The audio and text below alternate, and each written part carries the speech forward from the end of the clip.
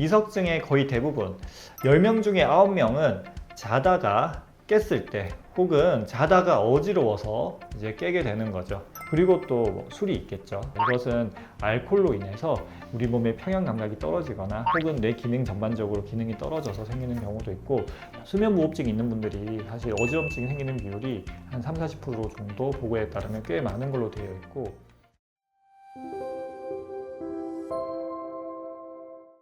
안녕하세요. 신경과 전문의 박재현입니다. 오늘은 어지럼증에 대해서 또 설명을 드릴 텐데, 아침에 자고 일어나서 생긴 어지럼증, 자다가 어지러워서 깨거나 새벽에 깼는데 어지러운 경우, 이런 원인들을 한 5가지 정도 줄여서 설명을 드리도록 하겠습니다. 바로 본론 들어가겠습니다. 첫 번째로 알려드릴 것은 이석증입니다. 이석증은 제가 이전에 이미 여러 영상을 통해서 설명을 드렸고, 특히 이석증 초기 증상 5가지 또 설명드릴 때 아침에 생기는 게 큰 특징 중에 하나라고 설명을 드렸습니다. 이석증이라고 하는 거는 귀 속에 있는, 여기 보이시죠? 전정기관에 생기는 문제입니다. 이렇게 방구리관이 있고 이 안쪽에 안 보이는 곳에 이석기관이 있거든요.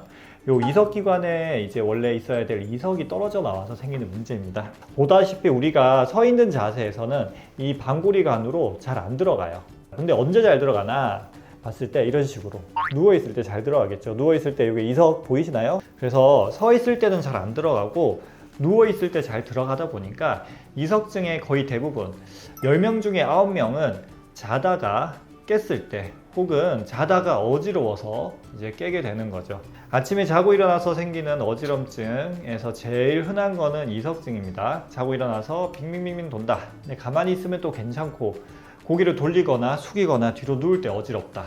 또 그래 한참 어지럽다 가만히 있으면 좀 가라앉는다. 그리고 또 속도 좀 안 좋다 라고 하면 이석증 가능성이 높아서 빨리 병원에 가셔서 이석증 이제 진료를 받아보거나, 아니면 제가 자가 진단하는 거 영상 올린 적 있거든요. 자가 진단 한번 해보셔도 도움이 될 것 같아요. 두 번째 알려드릴 것은 기립성 저혈압입니다. 누워있을 때는 머리, 심장, 다리 높이가 다 비슷하니까 문제가 없다가 일어나는 순간에 피가 다리 쪽으로 쏠리는 거예요. 피가 다리 쪽으로 쏠리면서 머리에 피가 잘 가지 못해서 생기는 것이 기립성 저혈압입니다. 기립성 저혈압은 아침에 더 많이 생겨요. 아침에 식사도 안 한 상태고 밤 사이에 이제 수분 보충도 안 돼 있는 상태고, 정상적으로 아침에 기상 직후에 혈압이 약간 떨어질 수가 있거든요. 그래서 아침 기상 직후에 기립성 어지럼증이 생기는 경우가 상당히 많이 있습니다. 그래서 이거는 누워 있을 때는 괜찮고 일어나면 보통 5분 이내에 어지럼증이 생기거든요. 그럴 때 또 누우면 좋아지고 한다고 하면 이런 자세 변화에 또 누워 있다가 일어날 때 어지러운 게 기립성 저혈압이죠. 이석증하고 차이는, 이석증은 뒤로 누울 때도 어지럼증이 생기는데 기립성 저혈압은 누우면 무조건 좋아져요. 그러면 이제 기립성 저혈압이죠. 기립성 저혈압이 잘 생기는 사람들은 일단 나이가 많은 경우, 고혈압 약이나 전립선 비대증 약 같이 저혈압을 유발할 수 있는 약을 먹는 경우에 그렇고, 또 다른 이제 중추신경계나 이런 자율신경계 장애가 있는 경우, 대표적으로 파킨슨 병 같은 경우도 그렇고, 말초 자율신경계 장애를 일으키는 당뇨를 앓고 있는 경우도 있습니다. 물론 젊은 분들 중에서도 편두통이 있어서 신경이 예민하신 분들은 기립성 저혈압까지는 아니고 일어날 때 어지러움, 단순 기립성 어지럼증, 저희가 이때는 맥박이 빨라지기 때문에 기립빈맥 증후군이라고 하는데, 기립빈맥 증후군이 있는 경우에도 일어날 때 어지럼을 잘 느끼고, 이것 역시 아침에 주로 느끼게 됩니다. 세 번째로 말씀드릴 것은 바로 뇌경색입니다. 뇌경색은 사실 24시간 아무 때나 생길 수 있는 게 뇌경색이지만, 자고 일어나서 처음 발견하는 경우가 상당히 많습니다. 자는 동안에 뇌경색이 생겨서 일어나 보니까 일어나자마자 말이 어둔하다든지 힘이 빠진다든지 이런 증상들이 있을 수 있는데, 뇌경색이 이제 어지럼증으로 나타나는 뇌경색이 있습니다. 주로 뇌간이라고 하는 곳이나 소뇌라고 하는 곳에 뇌경색이 오는 경우 균형 감각이 떨어지면서 어지럼증을 느끼죠. 또 누워 있을 때는 이제 걷지 않으니까 잘 모르다가 일어나서 걷기 시작할 때 우리가 어지럼을 느끼게 되는 거죠. 균형 감각 장애의 경우에는. 그래서 어지러워서 아침에 이제 병원에 왔더니 검사해보니 뇌경색인 경우가 상당히 많이 있습니다. 네 번째로 설명드릴 이제 원인은 약이랑 술입니다. 저는 아무래도 신경과다 보니까 불면증을 앓고 있는 분들을 많이 보고, 그런 분들 중에서 이제 자기 전에 먹는 수면제나 안정제를 많이 드시는 분들은 또 많이 봅니다. 수면제라는 게 우리가 원하는 시간에만 딱 작용을 하고 아침에 일어날 무렵에 몸에서 100%딱 없어지면 좋은데 그렇지 않습니다. 몸에서 흡수가 돼서 일정 시간 머물다가 시간이 지나면서 이제 없어지게 되잖아요. 이제 문제가 이제 밤 사이에 우리 뇌에 또 작용을 하고 아침에까지 분해가 다 안 돼서 우리 몸에 남아 있는 경우가 있습니다. 이렇게 아침에까지 우리 몸에 남아 있으면 아침에 일어나서 걷는데 어지러워서 휘청휘청 하게 되는 경우도 많고 아침에 너무 졸리거나 기억력이 떨어지는 경우가 있습니다. 이런 경우에는 이제 약을 오히려 줄여야 되겠죠. 그래서 자기 전에 먹는 수면제, 신경 안정제 중에 아침에까지 남아 있어서 어지러움을 유발하는 경우가 상당히 많다. 그리고 또 술이 있겠죠. 이거는 쉽게 우리가 알 수 있는데 자기 전에 술을 좀 많이 먹고 잔 경우에는 아침에까지 술 기운이 남아 있어서 일어났는데 균형을 못 잡고 비틀비틀 술 취한 사람처럼 비틀비틀하게 되고 혹은 심하게 겉으로 보이는 비틀거림은 없는데 내가 느끼는 어지럼증만 있는 경우가 많이 있습니다. 이것은 알코올로 인해서 우리 몸의 평형 감각이 떨어지거나 혹은 뇌 기능 전반적으로 기능이 떨어져서 생기는 경우도 있고 또 앞서 말씀드린 기립성 저혈압도 술 마시고 난 이후에는 잘 생기죠. 우리 몸에 있는 물이 술을 분해하는 데 많이 쓰이기 때문에 실질적인 탈수가 생겨서 그런 경우도 있고요. 그 다음에 알코올 때문에 팔다리에 있는 말초 혈관이 확장이 돼요.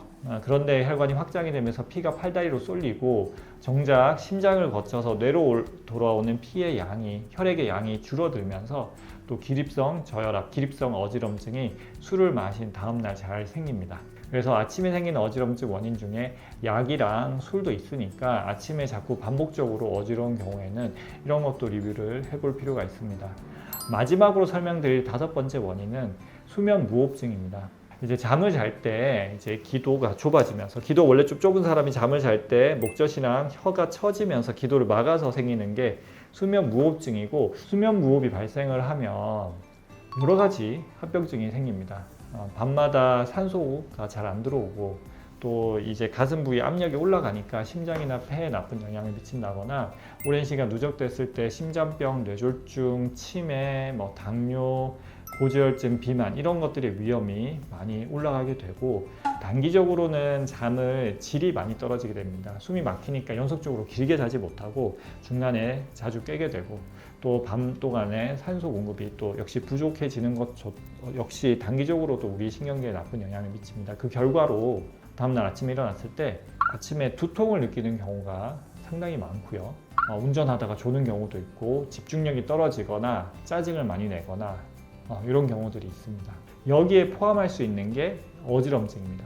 수면 무호흡증이 있는 분들이 사실 어지럼증이 생기는 비율이 한 30-40% 정도 보고에 따르면 꽤 많은 걸로 되어 있고 이게 낮 생활하는 동안에 어지러울 수도 있지만 오늘의 주제인 아침 어지럼증의 원인이 되기도 합니다. 내가 아침에 일어나면 어지럽다. 근데 다른 원인이 이석증이나 뇌졸중 같은 게 아니다. 약 먹는 것도 없다. 근데 내가 코골이가 있고 주위 사람들이 코골 때 숨을 멈추는 경우가 있다라고 하면 수면 다원 검사를 한번 받아보세요. 하룻밤 입원해야 돼서 좀 불편하긴 하지만 수면 다원 검사를 받아보면 수면의 질이 어떤지, 산소 공급되는 게 어떤지, 코골이가 어떤지, 수면 무호흡이 어떤지 이런 것들을 확인할 수가 있고 이런 것들을 이제 양압기나 이런 걸 통해서 치료를 해주게 되면 수면 무호흡증을 치료해주게 되면 그 원인 모를 어지럼증이 해결될 수 있습니다. 오늘은 아침에 일어나서 생기는 어지럼증 5가지에 대해서 설명을 드렸어요. 다시 한번 정리를 해볼게요. 첫 번째로는 이제 이석증, 두 번째로는 기립성 저혈압, 세 번째로는 뇌경색 같은 뇌졸중, 네 번째로는 약이랑 술, 마지막으로는 수면 무호흡증 이렇게 5가지가 있을 수 있습니다. 오늘 영상을 참고해서 내가 생기는 어지럼증의 원인이 어떤 건지 한번 파악을 해보시고 가까운 병원, 특히 어지럼증을 전문으로 보는 병원에 가시면 좋겠죠. 이런 병원에 가서 한번 원인을 상담해 보시고 또 원인을 찾으면 또 치료할 길이 다 있거든요. 치료를 받아보시길 바랍니다. 영상을 보시고 궁금한 것이 있으면 댓글 남겨주시면 제가 자주는 아니어도 일주일에 한두 번씩 댓글을 달아드리고 있으니까 참고하시면 되겠고 오늘도 어지럼증 없는 건강한 하루 보내시면 좋겠습니다. 끝까지 영상 시청해 주셔서 감사합니다. 신경과 전문의 박재현이었습니다.